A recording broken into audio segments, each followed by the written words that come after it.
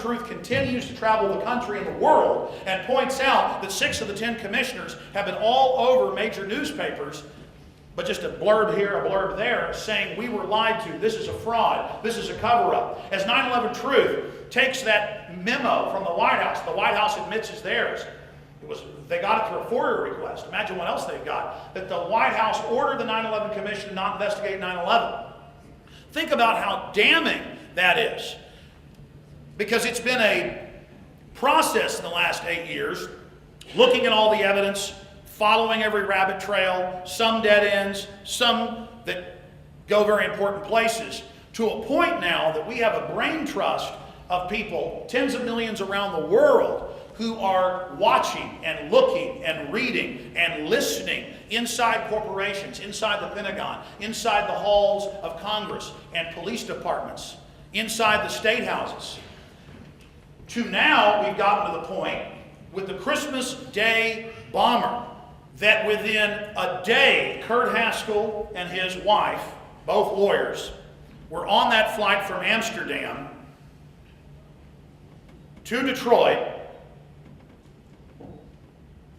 And as soon as they saw the fire start, they didn't hear an explosion, they began to pay attention to what they'd seen. And they thought back and said, wait, a sharp-dressed guy brought the underwear bomber up without a passport, without ID, through the naked body scanners, through the security. They have naked body scanners in Amsterdam.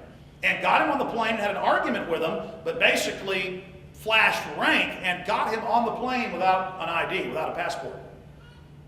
And the FBI came to his office, tried to intimidate him and his wife. The FBI said he was a liar, and then more witnesses came out and said, oh, we saw the same thing. That they'd seen, once they got off the plane in Detroit, another man, the dog ran up to his bag. They found a bomb. They said, everybody's got to get out of here. The FBI said, you didn't see that either. The FBI said, you didn't see someone on the plane the entire flight with a camera trained on the underwear bomber. And then, a month and a half after that, the FBI came out and said, okay, it's true. Somebody else did help him get on the plane, and there was somebody else we arrested, but we're not going to tell you why. And we do think he had help. And then the Undersecretary of the State Department, Mr. Kennedy, gave a press conference. You pull it up on C-SPAN, online. They've now put their entire archives up. And he said, an unnamed U.S. intelligence agency ordered us to give him a visa and to help him get on the plane. Absolute setup. The underwear bomber thought he was taking part in a drill. And it's the same in every case. Fort Hood, clear evidence that guy was an intelligence asset, thought he was going around flushing out radical Muslims. He was connected to this Al-Leahy guy who's always there in every case, setting up all the patsies. They knew for 2 years he was talking about killing people, and they declared national security on all those emails. And there was a drill at Fort Hood that day of a mass shooter. Think about that. It's the same thing every single time. But I go back to the fact that we have eyes and ears everywhere. This time, when they staged an event on an airplane on Christmas Day, 9/11 truthers were on that plane. Kurt Haskell's a 9/11 truther.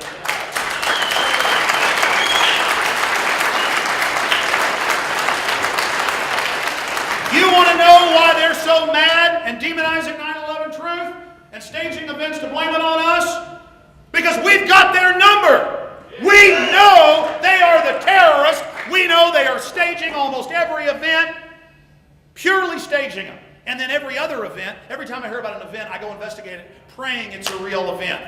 Praying it's not the government staging it. Because it's a lot less scary to think there's some random nutballs out killing people than to think the folks running the highway cameras and the police in black masks and the armored vehicles are staging terror attacks. There's this cliche the media always puts out when they call me, national television, print, newspapers, you name it. Oh, Alex, you just want order in the world. You just think it's scary to think random people might get you. So you want to bring order to the universe. So you imagine all of this. And I say, what are you talking about? I'm going off the facts, off the proof, off the history. It is much more frightening, much more terrifying at my core to know that I'm being forced because we have no future if we don't, to go up against people that lied about WMDs, killed over 1 million Iraqis just for oil and weapons sales. That's a lot more scary than going along with the system and just hating Arabs and Muslims and talking about how they're going to kill us all day, when the true radical Muslim brigades all over the world throughout history are run by first Hitler and now the CIA and MI6 on record. It is their foreign brigade that they use to go in to secular or to elected governments in the Middle East or Central Asia and to bring them down. That's who Al-Qaeda is, the sword of the New World Order. Damn Al-Qaeda! Damn Al-Qaeda to hell!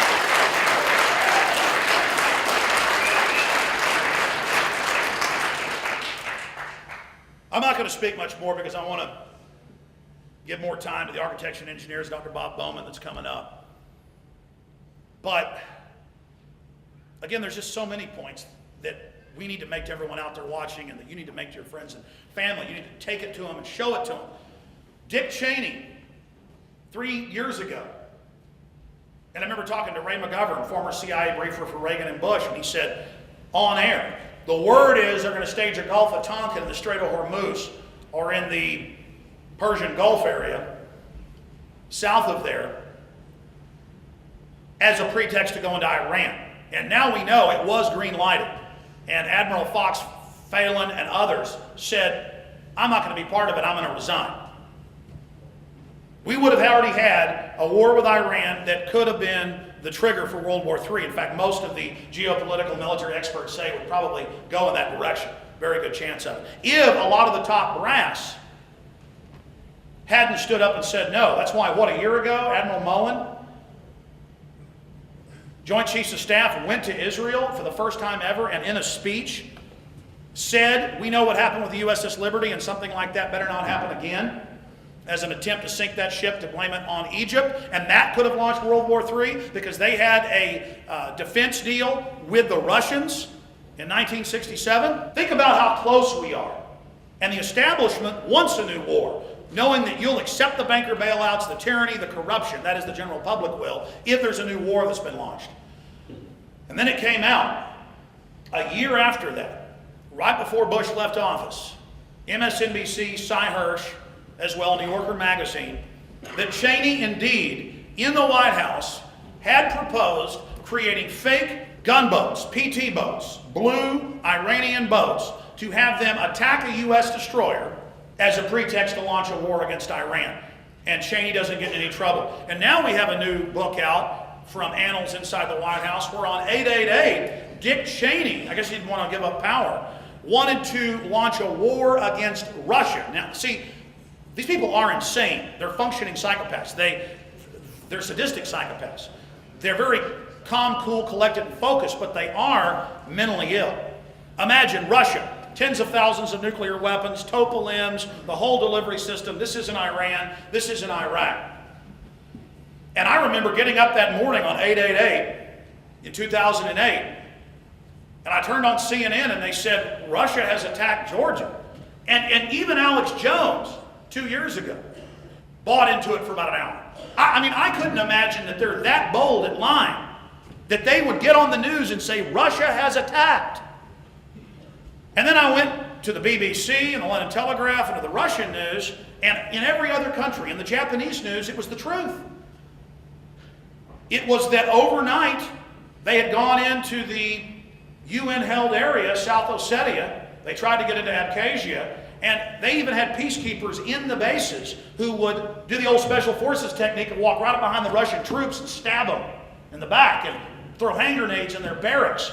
And they had the unguided missile batteries firing in. And it was all public that Georgia had launched that war and that Israeli, U.S., and NATO forces were there. And then the announcement was made that NATO forces were going to go in. And the Russians pulled in, rolled in their mobile nukes, and said, we're going to, and they had the top Russian general come out and say, we're prepared to use nuclear weapons, and then the West backed off. Now again, Russia's corrupt and has all its own problems. I criticize Russia every day. This isn't like, oh, America's good, so we need nuclear war with the Russians. The issue is they think the public is so dumb that they would launch a false flag in plain view, knowing that the world would discover the truth within hours, that a premeditated attack was launched by U.S.-backed Georgian forces into a Russian-held area, killing peacekeepers that had been there since 1991.